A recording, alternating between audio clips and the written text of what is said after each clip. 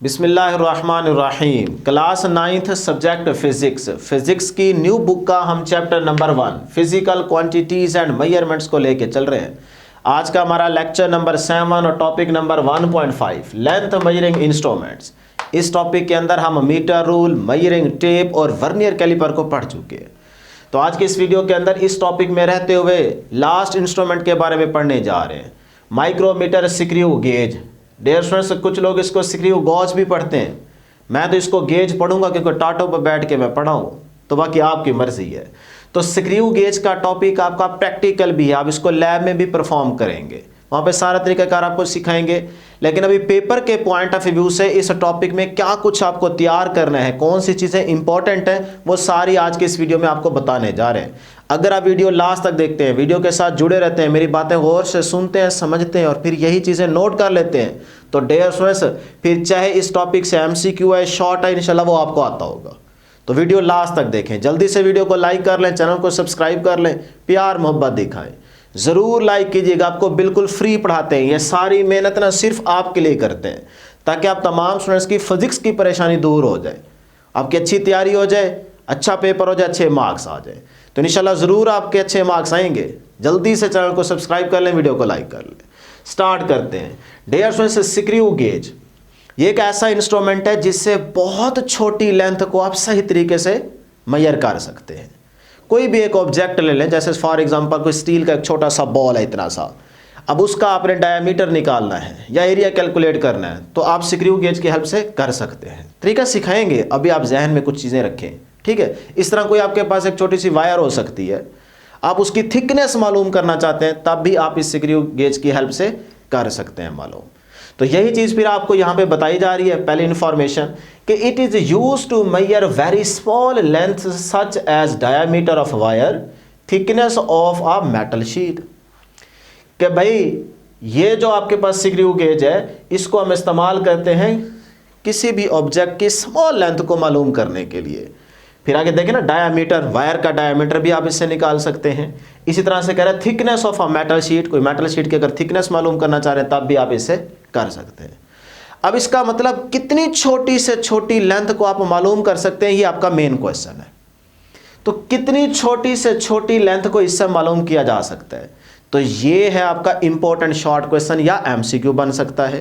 तो ये हमें पता चलेगा लीस्ट काउंट से, क्योंकि लीस्ट काउंट क्या था कि वो कम से कम सबसे छोटी मेजरमेंट पैमाइश जो किसी एक इंस्ट्रूमेंट से बिल्कुल सही मालूम की जा सकती हो, वही उसका लीस्ट काउंट है। तो अब इसका मतलब इस स्क्रू गेज का लीस्ट काउंट कितना है, तो यही आपका शॉर्ट बनेगा और एमसीक्यू भी बन सकता है। तो वो मैं यहाँ पे पूरी कैलकुलेशन करके दूंगा। अगर शॉर्ट आएगा तो आप इसी तरह से आंसर लिखेंगे और एमसीक्यू आएगा तो वो भी बता दूंगा कि क्या आपको आंसर सेलेक्ट करना है। लेकिन इससे पहले ना डियर स्टूडेंट्स, यहाँ पे डायग्राम को देख लेते हैं। ये थोड़ा सा समझना या जानना इसके बारे में आपके लिए ज़रूरी है। तो सिर्फ मेन चीज़ें देखेंगे ताकि आपको पता हो कि भाई स्क्रू गेज है क्या, किस तरह का दिखता है, फिर हम अपने मेन टारगेट की तरफ आएंगे। तो सबसे पहले इस डायग्राम में देखें डियर स्टूडेंट्स, ये आपको ना एक यू शेप फ्रेम नजर आ रही है, सही है। तो ये आपके पास क्या है, यू शेप फ्रेम। अब इसके जो लेफ्ट साइड पे देख रहे हैं आपको यहाँ पे ना एक एनविल नजर आ रही है, यानी कि ये एक बेसिकली स्टील का फिक्स स्टड बना होता है कनकेव शेप का, जिसका नाम क्या है, एनविल, ठीक है। ये फिक्स होगा, मूव नहीं करेगा। अब आ जाए इस साइड पे, इस राइट साइड पे ना यहाँ पे एक लॉक लगा हुआ है। जब आप लॉक को क्लोज करेंगे, कह लेंगे इसको बंद करेंगे, तो इसका मतलब है कि आपका जो स्पिंडल है ये आगे पीछे मूव नहीं कर सकेगा। तो ये है आपके पास बेसिकली स्पिंडल। ये स्पिंडल जो है ये मूवेबल होता है, मतलब ये इधर भी जा सकता है और पीछे भी जा सकता है। कैसे ये मूव करेगा, आप इस रैचेट से पकड़ के ना, ये लास्ट में रैचेट दिया गया, यहां से पकड़ के इसको ऐसे टाइट करेंगे या ओपन करेंगे, यानी कि जैसे रोटेट करवाएंगे तो ये आगे पीछे मूव कर सकता है। तो ये है आपके पास स्पिंडल। अब आ जाए डियर स्टूडेंट्स, यहाँ पे इस साइड पे देखें, ये आपको जो चीज नजर आ रही है, ये वाला पोर्शन, ये है मेन स्केल। इसको जनरली हम मेन स्केल बोलते हैं, लेकिन अलग अलग बोलेंगे तो ऊपर से इसको मेन स्केल कहा जाता है, नीचे से देखें तो ये पिछली लाइन है तो इसको स्लीव बोलते हैं। इसके अंदर जो चीज है ना वो इंपॉर्टेंट है, हमारा काम यहां पे है। तो ये आपको एक हॉरिजॉन्टल लाइन नजर आ रही है, इस हॉरिजॉन्टल लाइन को आप इंडेक्स लाइन कहते हैं, इंडेक्स लाइन का नाम देते हैं, ठीक है। जिसके ऊपर यहां पे देखें छोटी छोटी लाइन है, शो की गई, रीडिंग बताई गई है। तो ये है आपके पास मेन स्केल। अब आ जाए इससे नेक्स्ट, ये जो पोर्शन आप देख रहे हैं, ये वाला पार्ट, ये आपके पास कहलाता है डियर स्टूडेंट्स सर्कुलर स्केल। देखें ना, ये सर्कुलर स्केल है, ठीक। तो ये आगे सर्कुलर स्केल, यहां पे भी हमारा इंपॉर्टेंट काम होगा। ये दो चीजें बड़ी काम की है, ठीक है। तो यहां हमारा असल काम होता है। इसी सर्कुलर स्केल के साथ, इसी जगह के साथ बिल्कुल कनेक्टेड होता है आपके पास थिम्बल, यानी कि थिम्बल का मतलब है दानेदार, खारदार, ठीक है। ये दानेदार आपको पोर्शन नजर आ रहा है, तो ये आपके पास क्या है जी, थिम्बल। इसी थिम्बल के एंड पे यहां पे देखें छोटा सा पेज टाइप आपको नजर आ रहा है, नट टाइप, ये है रैचेट। यहां से पकड़ के ना आप इसको क्या करते हैं, घुमाते हैं, या टाइट करते हैं, या कहने के लूज करते हैं, खोलते हैं। तो जिस तरफ आप घुमाएंगे उसी हिसाब से ये आगे पीछे मूव करेगा। क्लियर? अब याद रहे जब आप यहां से रैचेट से पकड़ के इसको रोटेट करवाएंगे ना, ऐसे टाइट करेंगे, तो ये आगे जाएगा, तो इसके ऊपर जो सर्कुलर स्केल है, जो इसके ऊपर होता है, ये सर्कुलर स्केल इसके ऊपर होता है, ये भी आगे मूव करेगा। ये ध्यान में रखिएगा। तो बस ये थी डायग्राम स्क्रू गेज की, और हमने इस तरह से लेबल रख दिया, आपने इसके नाम याद रख लेने। बाकी जब प्रैक्टिकल करवाएंगे आपको लैब के अंदर, तब तो वैसे ही आपको ये चीज बताएंगे और याद करवाएंगे। क्लियर है जी डायग्राम? अब चलते हैं लीस्ट काउंट, कि भाई इस स्क्रू गेज का लीस्ट काउंट कितना है, कितनी छोटी से छोटी ये मेजरमेंट ले सकता है।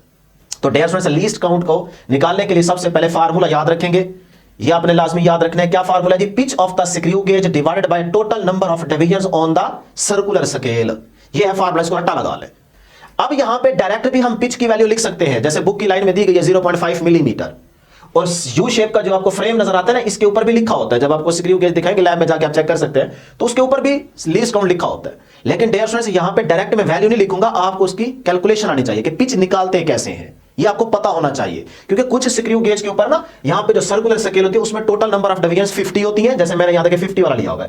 इस तरह कुछ की 100 होती है। तो आपको पिच निकालने का पहले तरीका आना चाहिए। मैं तरीका एक ही दफा बताऊंगा, गौर से हर काम छोड़ के ना पूरी तवज्जो मेरी तरफ दें, गौर से सुन ले और समझ लें कि पिच कैसे निकालते हैं। डायरेक्ट नहीं लिखूंगा, यही मेन कॉन्सेप्ट है यहां पे इस पूरे टॉपिक के अंदर, इसको समझें। तो जरा तवज्जो दीजिएगा। डियर स्टूडेंट्स, सबसे पहले जैसे ही आपने स्क्रू गेज को अपने हाथ में लिया ना ऐसे, तो अब देखें स्पिंडल और एनवल के बीच में यहां पे खला है, गैप है। तो आपने इन दोनों को ना यहां पे मिलाना है, जोड़ना है, ये ऐसे के बीच में खला ना रहे। तो कैसे जोड़ेंगे? यहां रैचेट से पकड़े और इसको ऐसे रोटेट करवाते जाए, घुमाते जाए, ये आगे मूव करता जाएगा, और ये जो सर्कुलर स्केल है ये भी इसी के ऊपर ऐसे आगे बढ़ता जाएगा। क्लियर? तो करते जाए करते जाए करते जाए करते जाए, ये आगे यहां पे मिल जाएगा। जैसे ही मिलेगा ना ऐसे, बीच में कोई खला नजर नहीं आएगा, तब यहां से ना एक टिक टिक टिक की आवाज आएगी, साउंड आएगा, तो आपने रुक जाना। इसका मतलब ये टाइट हो गया। तो उस टाइम ये एनवल और स्पिंडल आपस में मिल चुके होंगे। क्लियर? और ये जो सर्कुलर स्केल होगा ये इस जीरो वाली लाइन के ऊपर आ चुका होगा, ये यहां आ चुका होगा, ये ऐसे। सिर्फ आपको ना ये हल्की सी जीरो वाली लाइन नजर आएगी। अब ये सर्कुलर स्केल यहां आ चुका है, ये इसके साथ मिल चुका होगा, बीच में कोई गैप नजर नहीं आएगा। अब आपने इसके बाद जरा गौर से सुनना है। इसके बाद आपने देखना है कि आपको तो सिर्फ जीरो वाली छोटी सी हल्की सी लाइन नजर आ रही है, इस जीरो के बाद कोई आपको लाइन या गैप नजर नहीं आएगा, पक्की बात है। अब आपने क्या करना है, यहां से कहानी स्टार्ट हो रही है। अब आपने ना यहां रैचेट से पकड़ के इसको एक रोटेशन ओपन करना है, यानी कि एक चक्कर देना है, खोलना है। तो यहां से पकड़ा, जैसे आप इसको एक कंप्लीट रोटेशन देंगे, खोलेंगे, जीरो सामने है, दोबारा घुमा के आएंगे जीरो पे, तो 1 कंप्लीट रोटेशन हो जाएगी। तो उस टाइम जब एक चक्कर देंगे, खोलेंगे, तो यहां से जो सर्कुलर स्केल इसके ऊपर ऐसे आ चुका था, अब वो हल्का सा पीछे आ जाएगा, पीछे, और इन दोनों के बीच में भी आपको हल्का सा खला, गैप दिखेगा। तो याद रखिएगा, जब यहां पे गैप दिखेगा और इसके ऊपर जो सर्कुलर स्केल थोड़ा पीछे आ चुका होगा, तो आप देखेंगे कि यहां पहले जीरो वाली लाइन नजर आ रही थी, उसके आगे कुछ नजर नहीं आ रहा होगा। जब आप एक चक्कर खोलेंगे ना, उसके बाद ये सर्कुलर स्केल थोड़ी पीछे आ जाएगी। अब जब पीछे आएगी तो आपको ये लाइन नहीं दिखेगी, ये जो जीरो के बाद वाली लाइन है ये नहीं दिखेगी, लेकिन इसके बीच में जो गैप है ना, वो आपको आधा दिखेगा, थोड़ा सा गैप दिखेगा। इसका मतलब आप जीरो से आगे जा चुके हैं। तो इसका मतलब ये नीचे वाली लाइन के बराबर होंगे, ऊपर वाली लाइन आपको नजर नहीं आएगी।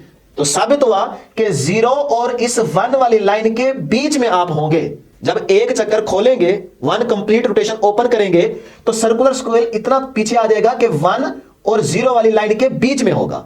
तो उस खला की वजह से आप समझ जाएंगे कि भाई 1 और 0 के बीच में है। तो देखें, 0 के बाद 1 2 3 4 5, तो 0 और 1 के बीच में क्या वैल्यू बनती है? 0.5। यही 0.5 आपकी पिच है। तो इस तरह पिच को निकालते हैं कि पहले टाइट किया, इन दोनों को मिलाया, मिलाने के बाद जैसे ही रैचेट की मदद से इसको एक कंप्लीट रोटेशन ओपन करेंगे, तो सर्कुलर स्केल थोड़ा पीछे आ जाएगा। जब पीछे आएगा तो जितना यहां पे गैप आपको दिखेगा, वही नंबर, वही वैल्यू आप काउंट कर लेंगे। तो 1 और 0 वाली लाइन के बीच में आप होंगे, पक्की बात है, करके देखिएगा लैब में जाके। तो इसका मतलब आपके पास 0.5 वाली वैल्यू होगी बीच में, तो वही 0.5 यहां पुट कर देंगे। लो जी, पिच निकल आई। तो मैं यहां लिख देता हूं डियर स्टूडेंट्स 0.5 मिलीमीटर, ये मिलीमीटर में होगी। Number of divisions on the circular scale, ये है सर्कुलर स्केल। कुछ स्क्रू गेज के ऊपर 50 होती है, कुछ के ऊपर 100 होती है। जो आपके पास होगा उसी के हिसाब से आप यहां पे नंबर ऑफ डिवीजंस पुट कर देंगे। तो मैंने यहां पे देखें 50 वाला लिया हुआ है, तो मैं यहां लिख देता हूं डियर स्टूडेंट्स 50। लो जी, इसको सॉल्व करें, आपके पास आता है 0.01 मिलीमीटर। लो जी, ये आपके पास लीस्ट काउंट आ गया। तो इतनी छोटी लेंथ या मेजरमेंट ये स्क्रू गेज कर सकते हैं। क्लियर? अब डियर स्टूडेंट्स, इसको अगर सेंटीमीटर में कन्वर्ट करना हो, ये आपका एमसीक्यू भी बन जाएगा। मिलीमीटर में हो तो यही वैल्यू सेलेक्ट करेंगे कि स्क्रू गेज का लीस्ट काउंट कितना होता है 0.01 मिलीमीटर। अगर सेंटीमीटर में पूछ ले तो फिर इसको कैसे करेंगे, मैंने तरीका आपको पहले सिखाया हुआ है कि ये देखिए 0.01 मिली को खत्म करें 10⁻³ इसकी वैल्यू होती है। सेंटी लेके आना है, लेके आना हो तो 100 से मल्टीप्लाई करते हैं, मतलब 10⁻²। सॉल्व करें जो आपके पास आंसर आता है 0.001 सेंटीमीटर। लो जी, ये सेंटीमीटर में लीस्ट काउंट है। तो दोनों आप याद रखिएगा, एमसीक्यू यहां से बन सकते हैं। अगर शॉर्ट बने तो आपने इस तरह से इसको कैलकुलेट कर देना, 2 नंबर आपको मिल जाएंगे। क्लियर जी, लीस्ट काउंट की कहानी एंड होगी। बस इतनी बातें याद रख लें। अब आ जाए डियर स्टूडेंट, जब आप स्क्रू गेज अपने हाथ में लेंगे तो सबसे पहले चेक करेंगे कि उस इंस्ट्रूमेंट के अंदर कोई एरर तो नहीं है। तो 0 एरर, पॉजिटिव 0 एरर और नेगेटिव 0 एरर को यहां पे समझना है। ये 3 बातें समझेंगे, टॉपिक एंड होगा। छोटा सा टेबल यहां पे कैलकुलेशन देखते हैं जी। सबसे पहले 0 एरर कैसे चेक करते हैं डियर स्टूडेंट्स, आपने ना यहां से सॉरी यहां से रैचेट से इसको पकड़ के ऐसे रोटेट करवाना है, टाइट करना है। जैसे जैसे टाइट करेंगे ये एनविल और स्पिंडल आपस में मिल जाएंगे। जब ये दोनों मिल जाएं उस टाइम डियर स्टूडेंट्स आपने यहां पे फोकस करना है अपना, कि जो मेन स्केल और सर्कुलर स्केल है यहां पे आपने देखना है। ये कंडीशन मैंने यहां पे बना दिया, देखिए ये मेन स्केल आ गई और ये सर्कुलर स्केल है। तो जब ये दोनों मिल जाएं आपने देखना है कि ये जो इंडेक्स लाइन है, हॉरिजॉन्टल लाइन है, इस इंडेक्स लाइन के बिल्कुल बराबर सर्कुलर स्केल का 0 आ रहा है कि नहीं आ रहा। जब आप यहां से टाइट करेंगे ये दोनों मिल जाएंगे ना, उस टाइम आपने देखना है कि इंडेक्स लाइन, ये वाली इंडेक्स लाइन के बिल्कुल बराबर सर्कुलर स्केल का 0 आ रहा है कि नहीं आ रहा। अब यहां पे देखें 0 सर्कुलर स्केल का 0 इस इंडेक्स लाइन के बिल्कुल बराबर आ रहा है। इसका मतलब इस वाले में कोई आपका एरर नहीं है, 0 है एरर। तो इसका मतलब मैं कह दूंगा कि 0 एरर क्या है, निल। लो जी, जिसके पास इस तरह का इंस्ट्रूमेंट होगा वो तो बिल्कुल ठीक है। अब आ जाते हैं, सपोज करें किसी स्टूडेंट के पास ऐसा इंस्ट्रूमेंट है, जब उसने यहां से स्पिंडल और एनविल को मिलाया, वहां से टाइट किया, टिक टिक की आवाज आई, इसका मतलब उसके बाद मजीद आप टाइट नहीं कर सकते। कुछ बच्चे यहां से पकड़ के ना थिम्बल से टाइट कर देते हैं, वो हो जाता है, लेकिन उसमें फिर और ज्यादा एरर आ जाता है। तो रैचेट से हमेशा पकड़ना है, जैसे टिक की आवाज है छोड़ देना है। अब जरा चेक करते हैं कि अगर आपके पास ये वाली सिचुएशन बन जाए कि भाई अगर सर्कुलर स्केल का 0 इंडेक्स लाइन के बराबर ना आए, तो ये हो सकता है कि 0 इंडेक्स लाइन के नीचे रहे। नीचे ये है इंडेक्स लाइन, तो हम देख रहे हैं कि इस सिचुएशन में इस इंडेक्स लाइन के बराबर बिल्कुल 5 आ रहा है, 5 वाली लाइन या डिवीजन आ रही है। तो ये देख रहे हैं ना, इंडेक्स लाइन के बिल्कुल बराबर 5 वाला नंबर आ रहा है, 5 वाली डिवीजन आ रही है, लाइन आ रही है, जबकि 0 इस इंडेक्स लाइन के बिल्कुल नीचे आ रहा है। तो जब इंडेक्स लाइन के नीचे आए 0 तो इस टाइम एरर होता है पॉजिटिव। तो ये कौन सा एरर होगा, यहां पे पॉजिटिव, यहां पे एरर है पॉजिटिव है। अब इस पॉजिटिव एरर को कैसे कैलकुलेट करेंगे, डेयर सिंपल फार्मूला है n multiply by least count. n से मुराद नंबर, यानी कि वो जो लाइन इंडेक्स लाइन के बिल्कुल बराबर आ रही है डिवीजन सर्कुलर स्केल की, उसके ऊपर जो नंबर है वो n है। तो देखिए इंडेक्स लाइन के बिल्कुल बराबर कौन सी डिवीजन आ रही है, 5 वाली आ रही है, 0 तो उससे नीचे है। तो जब इंडेक्स लाइन के नीचे हो 0 सर्कुलर स्केल का, तो पॉजिटिव 0 एरर होता है। और आपने वो नंबर काउंट करना है जो इंडेक्स लाइन के बिल्कुल बराबर वाली डिवीजन का है। तो ये कौन सा नंबर आ रहा है जी, 5। तो हम यहां पे लिख देंगे डियर स्टूडेंट्स, n की जगह 5 multiply least count. Least count चाहे मिलीमीटर वाला इस्तेमाल करें चाहे सेंटीमीटर वाला, तो मिलीमीटर है जी 0.01 मिलीमीटर। तो इसको आप मल्टीप्लाई करें तो ये आपके पास आंसर आ जाता है डियर स्टूडेंट्स 0.05 मिलीमीटर। लो जी, आपके पास पॉजिटिव 0 एरर आ गया। अब अगली सिचुएशन आखिरी ये भी हो सकती है कि आपकी इंडेक्स लाइन के बराबर 0 होगा, तब ये वाली सिचुएशन। अगर 0 नीचे चला जाए तब ये वाली सिचुएशन, पॉजिटिव 0 एरर होगा। अब अगर 0 नीचे नहीं है इंडेक्स लाइन के, आगे चला गया, ऊपर चला गया, तो फिर ये वाली सिचुएशन होगी। देखिए ये इंडेक्स लाइन है, इंडेक्स लाइन के बराबर 0 नहीं आ रहा, बल्कि अब देखिए 0 ऊपर चला गया। देख रहे हैं डायग्राम में, ये 0 आ चुका है, तो 0 ऊपर है। इसका मतलब अगर 0 ऊपर चला जाए इंडेक्स लाइन से तो एरर होता है। तो एरर कौन सा होगा, नेगेटिव 0 एरर होगा। अब उसको कैसे कैलकुलेट करेंगे, तो अब आपने देखना है इंडेक्स लाइन के बिल्कुल बराबर सर्कुलर स्केल की कौन सी डिवीजन आ रही है, मतलब उस डिवीजन का नंबर क्या है। तो नंबर देखिए कौन सा है, 40। ये देख रहे हैं इंडेक्स लाइन के बिल्कुल ये डिवीजन आ रही है, सामने मैच कर रही है, कोइंसाइड कर रही है। इसका नंबर कितना है, 40। तो आप यही नंबर नोट करेंगे, ये नंबर आ गया जी 40। अब इस 40 को लीस्ट काउंट से मल्टीप्लाई नहीं करना, नेगेटिव की बारी पे थोड़ा तरीका डिफरेंट है। इस 40 को आपने total number of circular division में से सब्ट्रैक्ट कर देना है। तो सर्कुलर स्केल की टोटल नंबर ऑफ डिवीजन कितनी थी, 50। तो उन 50 में से इस नंबर n को आप सब्ट्रैक्ट कर देंगे, 40 को माइनस करें, पीछे क्या बचेगा जी, 10।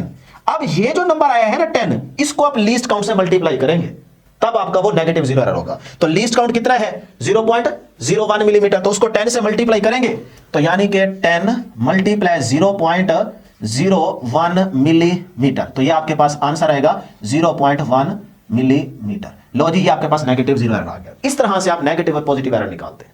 कहानी खत्म, सिंपल 3 स्टेप्स है। इंडेक्स लाइन के बराबर सर्कुलर स्केल का 0 आ जाए तो कोई एरर नहीं है। इंडेक्स लाइन के बिल्कुल बराबर 0 ना 0 नीचे हो सर्कुलर स्केल का तो इसका मतलब पॉजिटिव जीरो एरर होगा। वही नंबर काउंट करेंगे, उसको लीस्ट काउंट से मल्टीप्लाई कर देंगे। अगर इंडेक्स लाइन के बिल्कुल बराबर नहीं है, नीचे भी नहीं है 0, ऊपर चला गया है, आगे चला गया, ये देखें यहां पे, तो इसका मतलब यहां पे नेगेटिव जीरो एरर होगा। उसको कैसे निकालते हैं? नंबर नोट करें डिवीजन का जो इंडेक्स लाइन के बराबर है 40 को total number of circular division में से माइनस कर दें तो आपके पास क्या बचेगा 10 को लीस्ट काउंट से मल्टीप्लाई करेंगे, आपके पास आंसर आ जाएगा। ये है नेगेटिव जीरो एरर। और जीरो करेक्शन, अगर आपका एरर पॉजिटिव है तो जीरो करेक्शन नेगेटिव लेते हैं, अगर आपका नेगेटिव एरर है तो जीरो करेक्शन पॉजिटिव लेते हैं। यहां तक इतनी बातें आपको याद रखनी है बस। अब आ जाए लास्ट में छोटा सा टेबल है साइड इंफॉर्मेशन में, जितना पढ़ा है इस टॉपिक के अंदर रहते हुए लेंथ मेजरिंग इंस्ट्रूमेंट्स के अंदर, वही चीज एमसीक्यूज में आपसे इस तरह से पूछी जाएगी। क्या पूछा जाएगा भाई? जैसे मेजरिंग टेप है, इंस्ट्रूमेंट है ना, लेंथ को मेजर करते हैं, इसे लॉन्ग डिस्टेंस को मेजर करने के लिए इस्तेमाल किया जाता है। वो गोल फीता, तो उसकी रेंज कितनी भाई? तो 1 सेंटीमीटर टू 7 मीटर। इस तरह इसका लीस्ट काउंट कितना था? लीस्ट काउंट था जी इसका 1 मिलीमीटर, याद है ना। इसी तरह मीटर रूल, इसकी रेंज कितनी है? 1 मिलीमीटर टू 1 मीटर तक आप इससे लेंथ मालूम कर सकते हैं। तो इसका लीस्ट काउंट कितना था? 1 मिलीमीटर।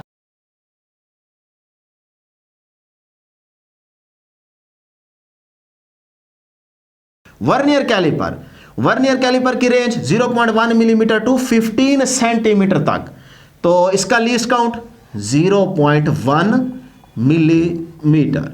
उसके बाद अजय स्क्रू गेज अभी पढ़ाया है, तो इसकी रेंज 0.01 मिलीमीटर टू 2.5 सेंटीमीटर तक, इसका लीस्ट काउंट कितना होगा? 0.01 मिलीमीटर। ये आपको तैयार करना है लीस्ट काउंट इनका और इनकी रेंज, ये लाजमी याद रखिएगा। यहां पे इंस्ट्रूमेंट बताए जा रहे हैं। लो जी, टॉपिक एंड हो चुका है। कौन सा टॉपिक एंड हो चुका है? 1.5 लेंथ मेजरिंग इंस्ट्रूमेंट्स आज एंड हो गया। तो ये था डियर स्टूडेंट्स हमारे पास आज का लेक्चर। उम्मीद करते हैं कि आपको हर एक चीज क्लियर हो गई होगी, समझ आ गई होगी। अब बैठ के आप इसको तैयार करें। नेक्स्ट वीडियो में जल्द मुलाकात होगी। अल्लाह हाफिज।